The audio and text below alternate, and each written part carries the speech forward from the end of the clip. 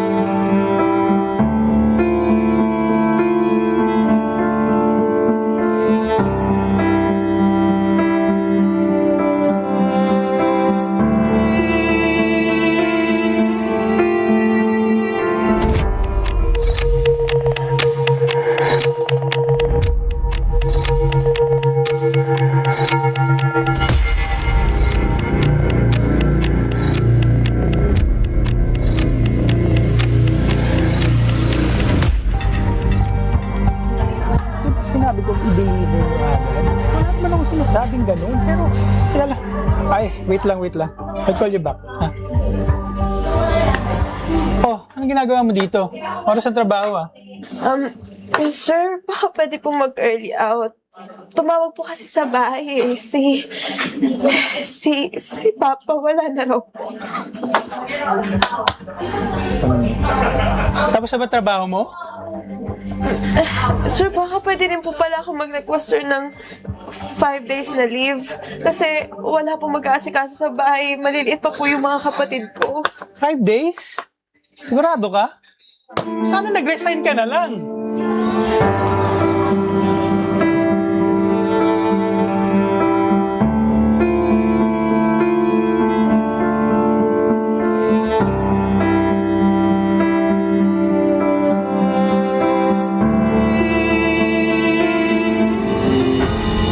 Panukalang batas na inihain ngayong 20th Congress. Ang layong tugunan nito, ang House Bill number 3532 o tinatawag na Compassionate Leave Act.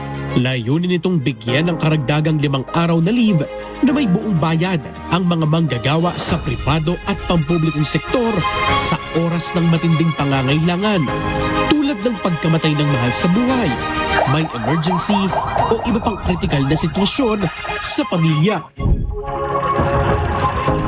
Pero ano nga ba ang tingin ng mga manggagawa tungkol sa nasabing panukalang batas?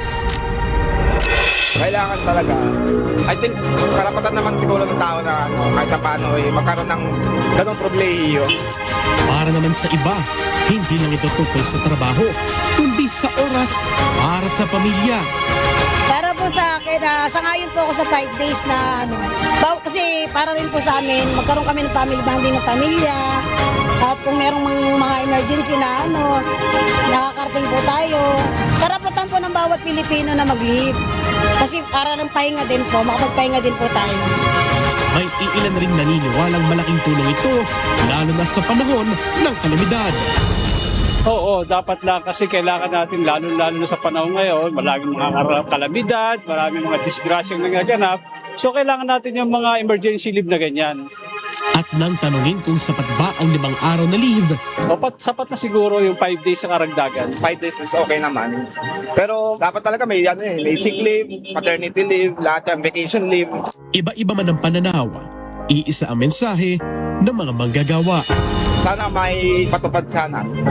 At tingin ko karapatan naman ng tao yun. Oo, mas maganda sana kung may pasayang ganyan. Kailangan talaga siyang maipasa kasi karagdagan yun, tsaka gagaanan yun sa mga empleyado na kapag may emergency, Ay malaki.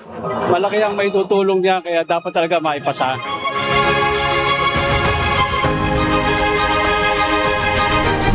Kong Zia, itong House Bill 3532 o ang Compassionate Leave Act ay layong bigyan ng 5 araw na bayad na leave ang lahat ng empleyado sa pribado at pampublikong sektor. Ito ay para sa mga panahon na kailangan talagang umabsent dahil sa mahalagang family emergencies. Yeah, I agree. Tama yan, Attorney Mix, no? Ang panukalang batas na ito ay para sa emergencies gaya ng pagkamatay ng kapamilya o mga sitwasyong hindi talaga maiiwasan at nangangailangan ng agarang atensyon. At sino nga ba ang makikinabang dito?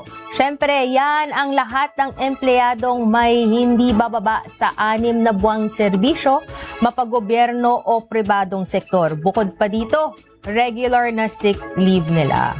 Bukod pa ito doon. Oo. Tomokay, bakit mahalaga ang panukalang batas na ito? Kasi may mga emergency sa pamilya na hindi kaya ng regular na leave.